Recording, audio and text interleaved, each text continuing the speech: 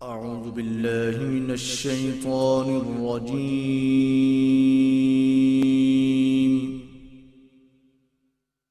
بسم الله الرحمن الرحيم.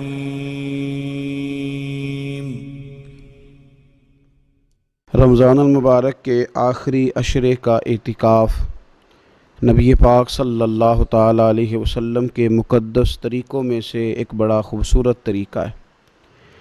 قرآن مجید نے ارشاد فرمایا، میرے گھر کو خوب صاف ستھرا کرو، طواف کرنے والوں کے لیے اور اعتکاف کرنے والوں کے لیے اور رکوع اور سجود کرنے والوں کے لیے۔ نبی پاک صلی اللہ تعالیٰ علیہ وسلم نے ہر سال رمضان المبارک کے آخری عشرے کا اعتکاف فرمایا ہے۔ ایک سال کسی وجہ سے اعتکاف نہ فرما سکے تو اگلے سال 20 دنوں کا اعتکاف فرمایا۔ نبی پاک صلی اللہ تعالیٰ علیہ وآلہ وسلم نے اعتکاف کا جو مقصد بیان کیا وہ شب قدر کی تلاش بیان کیا۔ اعتکاف سے مراد یہ ہے کہ انسان سارا کچھ چھوڑ چھاڑ کے اللہ تعالیٰ کے گھر میں اس کی عبادت کے لیے، اس کو راضی کرنے کے لیے بیٹھ جائے، اور 10 دن جب وہ مسجد شریف میں حاضر رہتا ہے تو حضور صلی اللہ تعالیٰ علیہ وسلم فرماتے ہیں اللہ تعالیٰ اسے 2 حج اور 2 عمرے کا ثواب عطا کرتا ہے۔ اعتکاف کے اندر کچھ باتیں بڑی ضروری ہوتی ہیں، جیسا کہ انسان کو بلا ضرورت طبی مسجد سے باہر نہیں آنا، اس کو کوئی فضول بات نہیں کرنی، اس کو کوئی ایسا کام نہیں کرنا کہ جو شریعت اسلامیہ جس سے منع کرتی ہو۔ اس کے ساتھ ساتھ کچھ اعتکاف کے آداب بھی ہیں کہ اس نے 10 دن مسجد کے اندر رہنا ہے تو آخر اس نے کرنا کیا ہے۔ ہمارے ہاں لوگ مسائل پوچھ لیتے ہیں اور مسائل پوچھنے کے بعد پھر ان کی گنجائش سے بہت زیادہ فائدہ اٹھاتے ہیں۔ اس میں کوئی شک نہیں ہے کہ باہر سے آنے جانے والے آدمی کے ساتھ آپ گفتگو کر سکتے ہیں، ضرورت کے تحت آپ ٹیلی فون پر بھی بات کر سکتے ہیں، لیکن اس کو اگر آپ نے یہی کام کرنا تھا اور بہت زیادہ وقت اسی پر ضائع کرنا تھا تو پھر تو آپ پہلے سے باہر موجود تھے۔ اعتکاف میں آنے کا مقصود تو اللہ کی عبادت ہے۔ اعتکاف میں جب آپ آ گئے تو اس کا مقصد ہے کہ آپ کچھ دنوں کے لیے لوگوں سے کٹ کے اللہ کی بارگاہ میں حاضر ہو گئے، آپ نے اپنے رب کو راضی کرنے کا ارادہ کر لیا۔ تو اعتکاف میں ایک تو شوق سے آئیں۔ ہمارے علماء نے لکھا ہے کہ زندگی میں ایک بار تو اعتکاف کاری لینا چاہیے، اس پر توجہ ہو ہی جانی چاہیے۔ وقت ملنا تو زندگی میں پراپر طریقے سے تو بڑا مشکل ہوتا ہے، لیکن وقت نکال کے اعتکاف میں ایک دفعہ تو زندگی میں آ ہی جانا چاہیے، اور کسی کو ہر سال موقع مل جائے تو پھر تو کیا ہی بات۔ تو اعتکاف کے اندر جو کام ہم نے کرنے ان میں سب سے زیادہ اور سب سے پیارا کام یہ ہے کہ کثرت کے ساتھ قرآن پاک کی تلاوت کریں۔ نبی پاک صلی اللہ تعالیٰ علیہ وآلہ وسلم رمضان المبارک میں قرآن پاک کا دور فرماتے تھے حضرت جبریل امین علیہ السلام کے ساتھ، اور جس سال حضور کا وصال ظاہری ہوا اس سال حضور فرماتے ہیں 2 مرتبہ قرآن پاک کا دور کیا۔ 2 دفعہ حضور نے حضرت جبریل امین کو قرآن شریف سنایا اور 2 دفعہ انہوں نے نبی پاک صلی اللہ علیہ وسلم کو سنایا۔ تو بہت کثرت کے ساتھ قرآن پاک کی تلاوت کی جائے۔ ایک پہلو اور بھی ہے اس کا، اس پر بھی آپ توجہ کریں گے۔ قرآن مجید کو پڑھنا بھی ضروری ہوتا ہے اور صحیح پڑھنا سب سے زیادہ ضروری ہوتا ہے۔ تو اگر آپ کسی ایسی مسجد میں تشریف فرما ہیں جہاں آپ کے لیے بندوبست کیا گیا ہے تو کوشش کریں کہ وہاں قاری صاحب سے، عالم صاحب سے، امام صاحب سے آپ قرآن مجید کو سیکھیں۔ اور کوئی زیادہ مشکل نہیں ہے، پورے 10 دن آپ موجود ہیں، اور اگر آپ 10 دن پوری توجہ کے ساتھ قرآن مجید کے مخارج پہ لگائیں گے تو امید ہے کہ بہت حد تک آپ کو قرآن مجید سمجھنے میں، پڑھنے میں آسانی ہونے لگی۔ دوسرا، اعتکاف میں جب آپ موجود ہیں تو آپ کو کوشش کرنی ہے کہ آپ محاسبہ نفس پر توجہ دیں۔ آپ اپنے اوپر غور کریں، زندگی میں کون سی ایسی غلطیاں ہیں جو جان نہیں چھوڑ رہی، ان کی کس طرح کر کے اصلاح کی جا سکتی ہے۔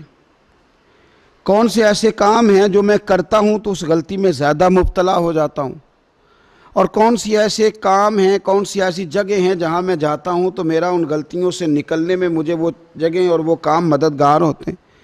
تو اپنے محاسبہ نفس پر توجہ دی جائے۔ اعتکاف کے 10 دنوں میں موقع ملتا ہے انسان کو اپنے لیے سوچنے کا۔ حضرت مجدد الفسانی شیخ احمد فاروق سرہندی رحمۃ اللہ تعالی علیہ کہ کسی نے پوچھا تھا کہ دنیا میں خوش نصیب شخص کون ہوتا ہے؟ تو فرمایا جسے دید قصور حاصل ہوتی ہے۔ حضور دید قصور کیا ہوتا ہے؟ فرمایا جسے اپنی غلطیاں نظر آنی شروع ہو جائیں۔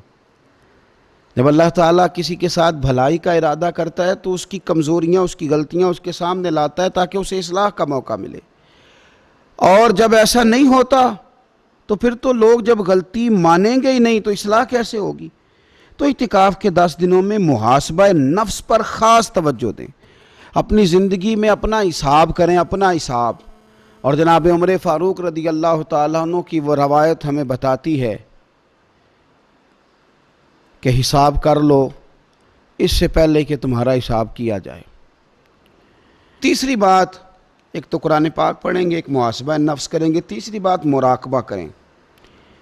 کچھ دیر کے لیے بیٹھیں، یہ غور کریں کہ رب تعالیٰ نے ہمیں نعمتیں کتنی عطا فرمائی ہیں، پھر یہ غور کریں کہ ان نعمتوں کے بارے میں، ان نعمتوں کے ساتھ ہماری عبادت کتنی ہے، ہمارا شکر کتنا ہے۔ زندگی اپنی کا حساب لگائیں، غور کریں کہ کتنا کچھ ہے جو ہمیں محنت سے ملا ہے اور کتنا ہے جو بغیر محنت کے ملا ہے، اور کون سی ایسی نعمتیں ہیں جن کا ہم نے شکریہ ادا کیا اور کون سی ایسی ہیں جن پر ہم نے کبھی توجہ ہی نہیں کی کہ یار یہ تو بہت بڑی نعمت ہے جو اللہ نے ہمیں عطا کی ہوئی۔ اپنی گردن کو جھکا کے تھوڑا غور و فکر کریں۔ تفکر کا درس دیا ہے قرآن پاک نے، بار بار کہا ہے تفکر کرو، غور کرو، تدبر کرو، تو یہ ہمیں موقع میسر آتا ہے۔ چوتھی بات، اعتکاف کے دنوں میں اپنے رب کریم کے ساتھ اپنی توجہ کو لگائیں۔ قرآن حکیم نے جو کہا نا کہ رب کی عبادت اس طرح کرو کہ تمہیں نا یقین حاصل ہو جائے، کھل کر اس کی بارگاہ میں سجدے کریں، دعائیں مانگیں۔ ہمارے صوفیہ فرماتے ہیں کہ ایک وقت آتا ہے کہ انسان کو خود اطمینان قلبی نصیب ہو جاتا ہے، اسے محسوس ہوتا ہے کہ واقعی میرا رب مجھ سے راضی ہے، اسے محسوس ہونے لگتا ہے کہ میں اپنے مالک کے قریب چلا گیا ہوں۔ وہ اس کثرت سے نفل پڑھتا ہے، اس ذوق کے ساتھ وہ اس کی بارگاہ میں دعائیں کرتا ہے، اس شوق کے ساتھ وہ تلاوت کرتا ہے، خود محسوس کرنے لگتا ہے کہ اب میرا دل لگنے لگ گیا ہے، اب میں دعا مانگتا ہوں تو مجھے لگتا ہے کہ قبولیت میری دعاؤں کے قریب آنے لگی ہے۔ اللہ نے ہمیں یہ موقع دیا ہے کہ ہم خوب اس پر توجہ کریں۔ پانچویں بات اعتکاف والوں کی خدمت میں یہ عرض کرنی ہے کہ پورے 10 دن ہمارے پاس موجود ہوں گے اور ہم نے مسجد میں ہونا ہے، تو کیوں نہ ایسا کریں کہ از اول تا آخر، صبح سے شام تک ہم ہر وہی کام اسی طریقے سے کرنے کی کوشش کریں جو طریقہ ہمیں رسول پاک نے عطا فرمایا۔ ہمارا کھانا، پینا، سونا، جاگنا، بولنا حضور کی اتباع میں لے آئیں۔ ہم ان 10 دنوں میں ہم پریکٹس کریں کہ ہم نے سنت کے مطابق، حضور کے طریقے کے مطابق سارے کام کرنے۔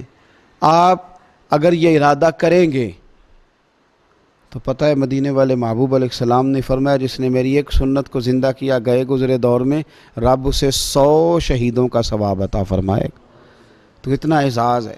تو ان 10 دنوں میں ہونا بھی مسجد میں ہے، ہونا بھی باوضو ہے، تو کیوں نہ سارے کام سیکھا جائے، پڑھا جائے اس سے پہلے کہ کھانا کس طرح کھانا سنت ہے، اور کس طرح بیٹھ کے کھانا سنت ہے، اور پھر کس طرح کر کے گفتگو کرنا حضور علیہ السلام کا مقدس طریقہ تھا، وہ کس طرح سے پھول جھڑتے تھے جن سے لوگ فیض حاصل کرتے تھے۔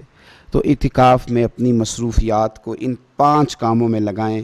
ایک تو تلاوت قرآن حکیم کریں، دوسرا محاسبہ نفس، تیسرا مراقبہ کریں، تدبر کریں، غور کریں اپنے اوپر بھی اور اللہ تبارک و تعالیٰ کی نشانیوں پر بھی، اور چوتھا یہ کہ کوشش فرمائیں کہ ہم اپنی عبادت کو، اپنی دعا کو، اپنے استغفار کو اس طرح کا بنائیں کہ ہمیں محسوس ہو کہ قرب الہی کے جانب ہمارا سفر ہے۔ اور 5واں، ان 10 دنوں میں سنت اور شریعت کی وہ ساری چیزیں جس کا دین ہم سے مطالبہ کرتا ہے، اب تو ہم بالکل دنیا سے ایک سائیڈ پہ ہو کے بیٹھیں، اب تو اس طرف توجہ کریں۔ اللہ تعالیٰ سمجھنے کی توفیق عطا فرمائے۔